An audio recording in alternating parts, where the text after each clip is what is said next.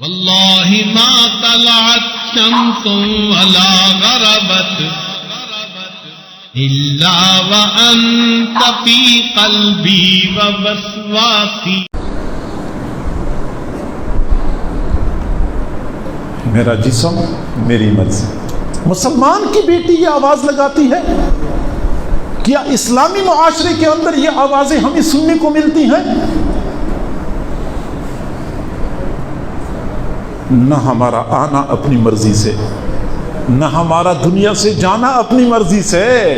یہ درمیان والے لمحات اپنی مرضی سے گزارنا، یہ کس نے دھوکہ دیا ہے کہ اپنی مرضی ہے؟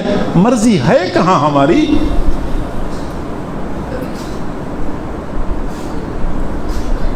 انسان اتنا کمزور ہے، آنکھوں سے نظر نہ آنے والا ایک بیکٹیریا ہے، ایک وائرس جو نان لیونگ ہے.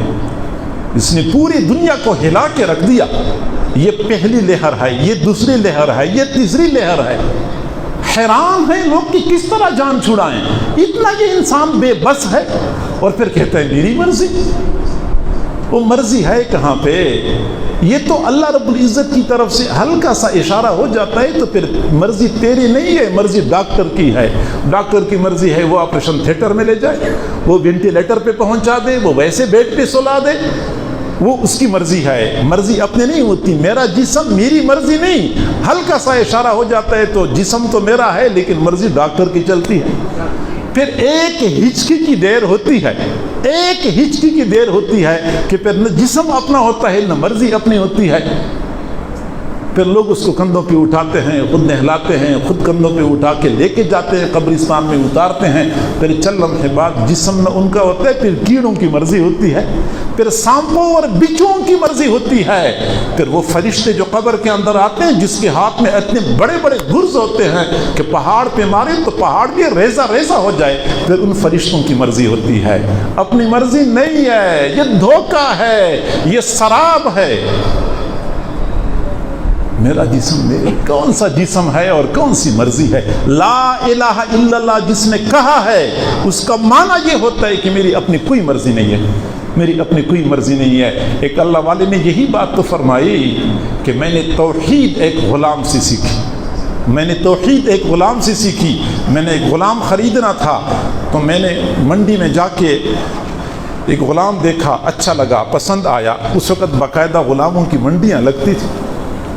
تو میں نے غلام سے پوچھا کہ میں نے آپ کو خریدنا ہے لیکن آپ مجھے یہ بتائیں کہ آپ کون سا کام کرتے ہیں، کون سا کام آپ کو آتا ہے؟ اس نے کہا کہ میں غلام ہوں، آپ جو کام کروائیں گے میں کروں گا. میں نے پوچھا کہ آپ کھاتے کیا ہیں؟ کہنے لگا جو آپ کھلائیں گے میں کھاؤں گا. میں نے پوچھا کہ آپ لباس کیسے پہننا پسند کرتے ہیں؟ کہتے جو لباس آپ پہنائیں گے میں پہنوں گا. میں نے کہا کہ آپ کا نام کیا ہے؟ اس نے کہا میں غلام ہوں، غلام کا اپنا نام کوئی نہیں ہوتا، جس نام سے آپ پکاریں گے میں آپ کو لبیک کہوں گا. غلام کا اپنا نام نہیں ہوتا، جس نام سے آپ پکاریں گے میں لبیک کہوں گا. میں نے پوچھا کہ آپ کی اپنی بھی کوئی مرضی ہے؟ تو اس نے جواب دیا کہ اگر میری اپنی کوئی مرضی ہوتی تو میں غلام نہ ہوتا. غلام ہونا اس بات کی دلیل ہے کہ میری اپنی کوئی مرضی نہیں ہے. ہم نے جب لا الہ الا اللہ کہہ دیا اس وقت ہم نے اپنی مرضی اللہ کی مرضی کے تابع کر دی ہے. اب کسی مسلمان کی بیٹی کو حق نہیں پہنچتا کہ وہ یہ کہے کہ میرا جسم میری مرضی. جی ہاں، میں یہ ضرور کہتا ہوں کہ جو لوگ قرآن اور حدیث کو نہیں مانتے وہ یہ کہیں گے کہ میری مرضی، لیکن ان کو بھی یہ دھوکہ لگا ہوا ہے، ان کی بھی اپنی مرضی کوئی نہیں ہوتی. کیونکہ ابھی اگر جوانی ہے، رعنائی ہے، کوئی گوری چمڑی ہے تو ابھی تو آپ کہتی ہیں کہ میرا جسم میری مرضی، لیکن اکثر ایسا ہوتا ہے کہ جسم اس کا ہوتا ہے اور مرضی بوائے فرینڈ کی ہوتی ہے.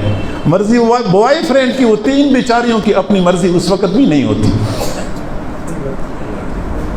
تو میرے بھائیوں، معزز خواتین، میری ماں، بہنوں، بیٹیوں، وقرن فی بیوتکن، اپنے گھروں میں